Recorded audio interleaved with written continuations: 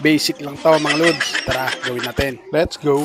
Bago ang lahat, gawa po muna tayo ng video katulad ng ginagawa ko dyan. First clip, yung nababa po ako sa hagdan. Then, may sinampal kunyari. Tapos po yung second clip, yung kunwaring may tinitignan na parang may bumababa sa hagdan. Tapos po, syempre, a-acting ako dyan kunwaring may sumampal sa akin. Isa pa sa pinaka-importante dito mga lods, dapat steady lang po yung ating camera habang ibinibideo po natin yung ating sarili. Unang gagawin po natin, ibaba po natin yung ating first clip. Gamit po yung overlay. Ngayon po may second layer na po tayo. Stay pa rin po tayo dyan tapos hanapin po natin sa baba yung opacity. Then, i-adjust lang po natin yung bilog na yan. Ilagay lang po natin sa 50. Dito mga loads, lumabas na rin yung ating first layer o yung ating second clip kanina. Kapag nasa 50 na, itap po natin yung check. Dito mga loads, magsa-timing lang po tayo. Ita-timing po natin yung kunwaring sumampal yung nakablong karakter po natin. Doon sa kunwaring sinampal na naka-black. Kung sakto na po yan, punta po tayo sa pinakaunahan. Stay lang po tayo dyan sa unahan ng second layer. Tapos po, piliin po natin sa baba yung mask.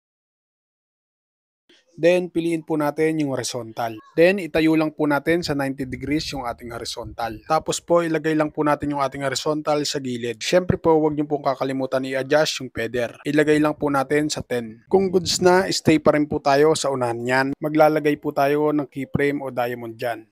Kapag may diamond na po, abante po tayo konti. Kapag nagputi na po yung diamond na una nilagay natin, saka po natin palabasin yung ating horizontal na inilagay sa gilid.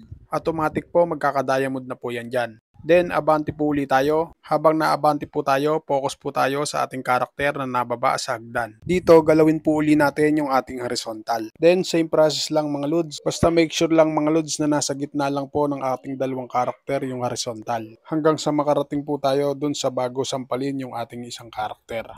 Dito sa part na to, medyo ididikit na po natin yung ating horizontal dun sa naka-block na karakter po natin. Basta sundan nyo na lang po ang ginagawa ko dyan sa horizontal. Kapag goods na, check po natin kung anong resulta. Sa nakikita nyo, yan, gumagalaw po yung ating horizontal. Finally, kapag all goods na po, ready to export na po natin to mga lods. Para sa nag-uumpisa pa lang po dito, sana po nasundan. At sana po nakatulong. At kung nakatulong, pakishare mo naman ang video ito para makatulong din po sa iba. At kung umabot ka sa video ito, pwede ko po bang mahingi yung isang like mo? At pwede ko po bang malaman kung taga saan ka? Para malaman ko naman kung saan umabot ang video kong ito. Paano mga lods, salamat sa inyong panonood at thank you Lord. Peace out!